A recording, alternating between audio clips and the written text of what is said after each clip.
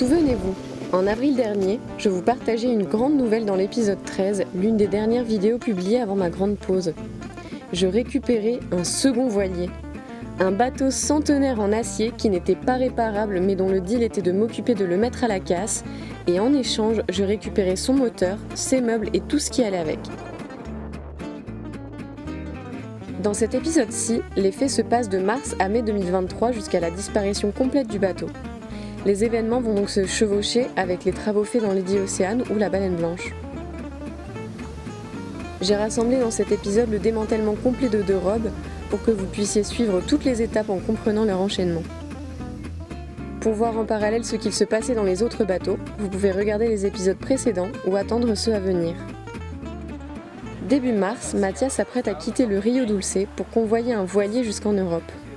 Comme nous avons récupéré 2 robes ensemble, nous passons quelques jours avant son départ à démonter les meubles. De quoi m'avancer un peu pour la charge de travail qui est à venir. La cuisine n'existe plus, le carré n'existe plus, la salle de bain n'existe plus. Et il reste la cabine de l'avant et puis les 2 petites couchettes de l'arrière.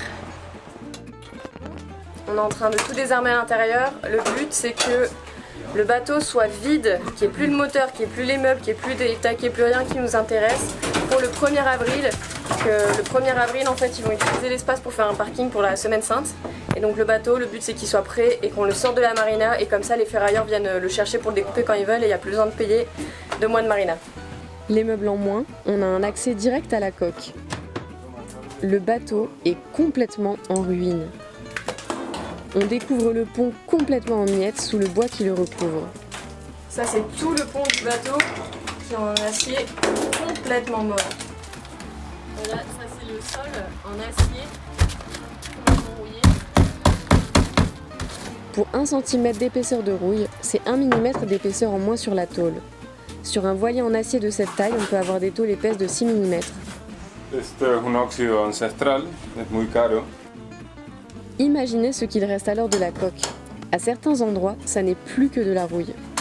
Sí, en puro hierro.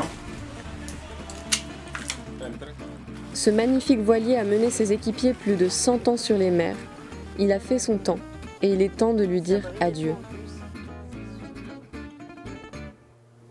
Voilà, magnifique bateau.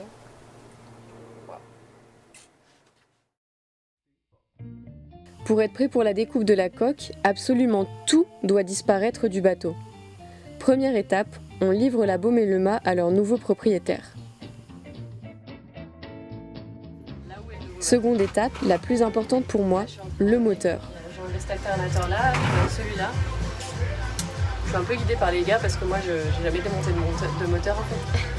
Donc c'est cool, c'est la première fois, j'apprends des choses. Je suis aidée par Tristan, un copain du chantier qui s'y connaît bien mieux que moi.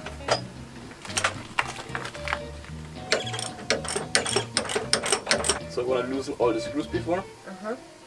Ouais, j'aime bien comment Tristan vient m'aider parce que si je regarde quelqu'un faire, au final, tu sais, j'apprends pas et j'ai mon cerveau qui divague et qui part et qui se met à voler.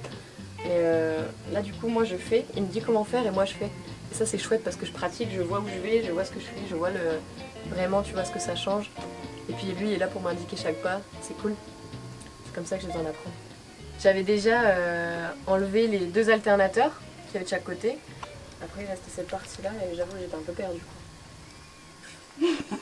Mais la mécanique, au final, c'est vraiment de la logique. Je pense à partir du moment où tu commences à capter, à démonter, remonter quelques trucs, je pense que ça vient tout seul. Puis c'est quoi ça comme moteur? T'en as-tu déjà parlé? C'est un Yanmar de 50 chevaux. Je sais pas exactement le modèle, mais je sais que c'est un bon modèle, c'est un bon moteur bien puissant. Hey! So you're coming to help Justine? Looks like. I've forever worked on my cars and motorcycles, and I'm a mechanic engineer, so I'm working on my boat since like 4 months right now. Trying to get it ready to go sailing. Been repairing a lot of blisters. Yeah, it's on osmosis, so it's a big fiberglass job. You have the seawater coming, then you have the heat exchanger. So the seawater cools this water, Ça y est, on est prêt pour sortir le moteur. On espère que ça va le faire. Normalement, il devrait ramener une camionnette juste en dessous du bateau pour pouvoir le poser et l'emmener direct dans notre marina. Más de papel que de hierro, la verdad. Que le dé despacio. Que lo van a hacerle un poquito de agua. Mire amigo, empuja un poco aquí. Porque esto topa. Patas.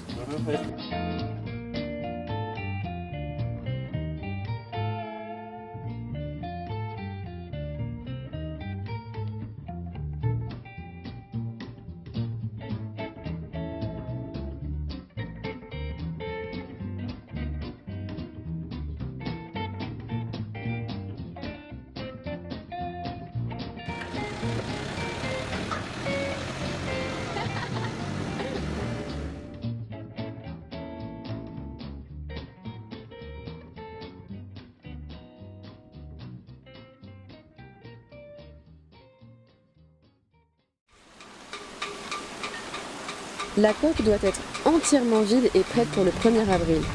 En gros, faut déplacer tout le poids qu'il y a sur le bateau sur le pont. Pour que la casse vienne, on doit enlever tout ce qui peut prendre feu, comme le bois, les parois et tout ce que l'on veut récupérer qui peut avoir de la valeur ou servir pour nos bateaux.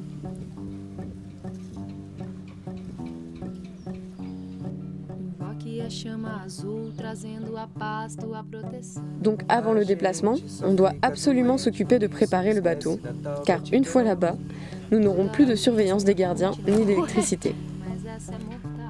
On vient de descendre la grande voile du bateau de Rob, là, le bateau de 14 mètres de 100 ans que je vais démonter qui est là. Ça va? Ça marche? Vous arrivez tous là? Heureusement, je suis ce mois-là accompagnée par les copines québécoises et plusieurs volontaires. J'ai en tout une équipe de 8 personnes à gérer et organiser. C'est super car j'ai vraiment beaucoup de choses à faire entre Lady Océane et De Rob, mais très rapidement, je me retrouve surmenée par toutes ces responsabilités. Je dois organiser une équipe pour réaliser des tâches que je n'ai jamais faites de ma vie. Je ne sais même pas par quoi commencer, comment faire, ni ce dont j'ai besoin. Je suis de plus en plus stressée car je commence à avoir beaucoup de choses à faire sans trop savoir comment les faire. C'est ça, mes électrodes, je cours partout. Heureusement, les volontaires sont vraiment sympas et voyant tout ce que j'ai à gérer, ils sont super motivés à m'aider. Pour m'alléger des charges, je leur propose de s'occuper de De Rob pendant que je me concentre sur Lady Océane, que l'on doit aussi rapidement déplacer sur un autre terrain pour un projet que l'on essaye de mettre en place, dont je vous ai parlé dans l'épisode précédent. On va couper la cabine, on va botter ça ici. On va essayer décapoter. On va décapoter la capote. Laurine, est-ce que tu crois au projet? Bah ouais, je pense. Francis il gère là. Je veux percer des trous à chaque intersection. Parce qu'on travaille avec une jigsaw, puis il faut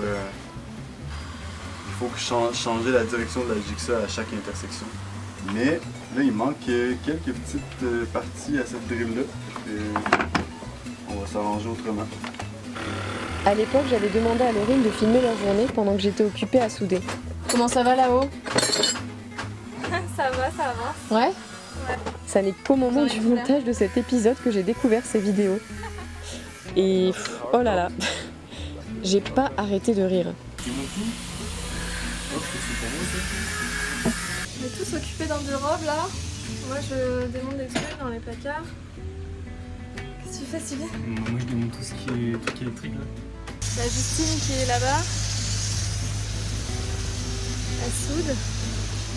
Ni eux ni moi ne savions comment nous organiser.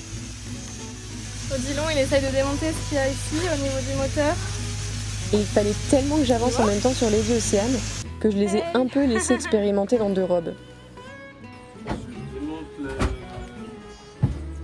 l'arbre de transmission. J'essaye. Là on démonte les petits bibelots. On va essayer de faire avec le petit biche.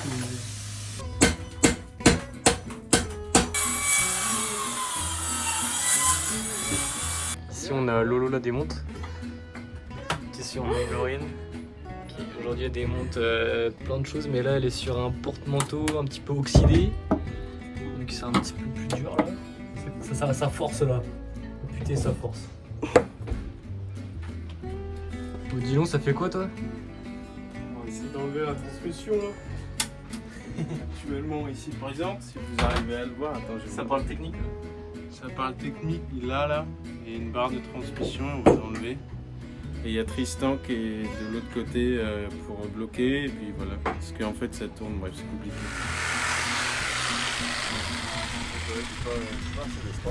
Ouais. La lame sort de son guide à gauche. Ah, c'est pas normal ça. Non, c'est pas normal. Et on est en train de visser tous les derniers trucs. Yes, vas-y bien. Un gros tournevis. Il y a Ouh. des trucs qu'on arrive pas à Ah, grand tournevis, je sais pas si j'ai. Ouais, bah, j'ai pas trouvé. Un petit mot, dis-moi, qu'est-ce que t'es en train de faire là? Là, je sais pas. T'écoutes de la musique? J'écoute de la musique. J'ai essayé d'enlever un truc et j'ai pas les outils donc j'y arrive. Pas les outils adéquats.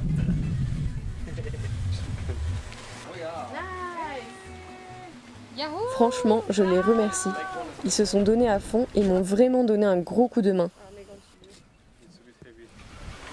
C'est la merde. Je pense que pour aujourd'hui, on va laisser ça comme ça, puis Ouais. on va dormir là-dessus. Puis C'est ça.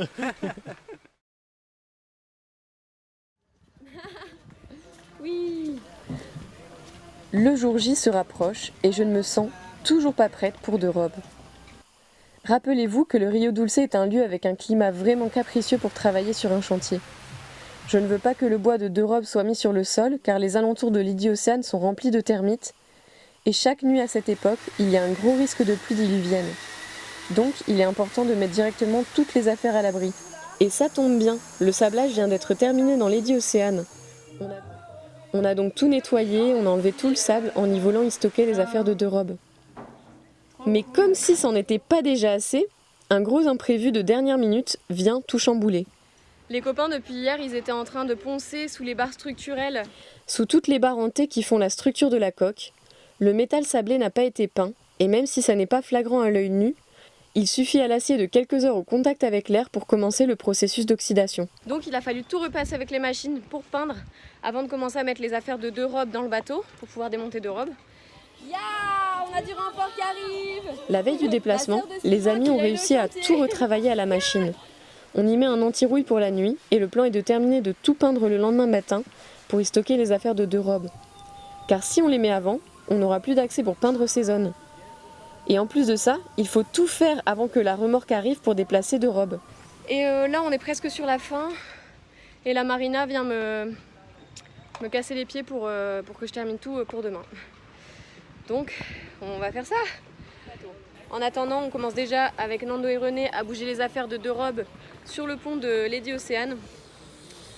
Et ouais, on a jusque demain 14h. J'espère que ça va le faire.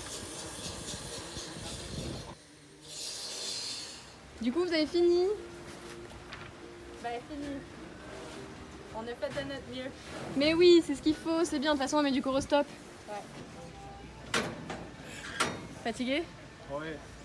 Et là, franchement, on commence à être tous très fatigués. Et heureusement que je suis très bien entourée. Le 1er avril, mes amis me voient dans le rush et décident de se joindre à la troupe pour nous aider à terminer tout à temps. Aujourd'hui, c'est un peu la course contre la montre. On s'est levé à 5h30 du matin avec toute l'équipe là pour venir tôt au bateau pour terminer cette étape de peinture au niveau de la coque, là, ce qu'il fallait rattraper du sablage pour pouvoir faire ça le plus vite possible et enfin mettre les choses de 2 robes qu'on a mis sur le pont à l'intérieur du bateau.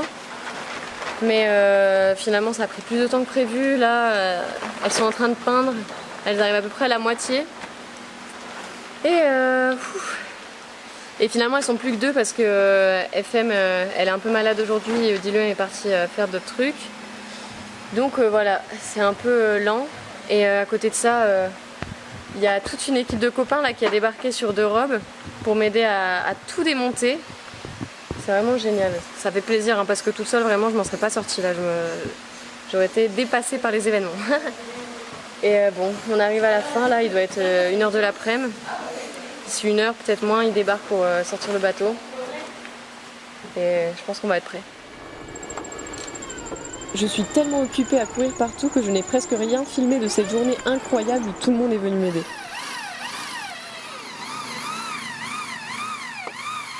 Christian, lui, il fait le pire travail. Dans le fond des cales de l'enfer du bateau.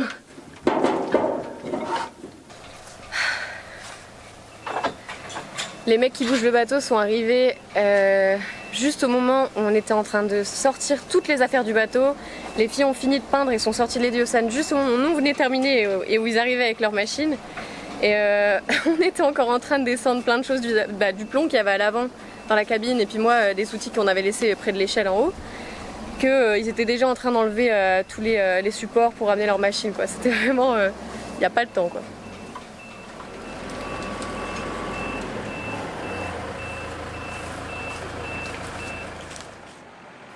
Et vous voulez savoir le plus drôle dans toute cette histoire?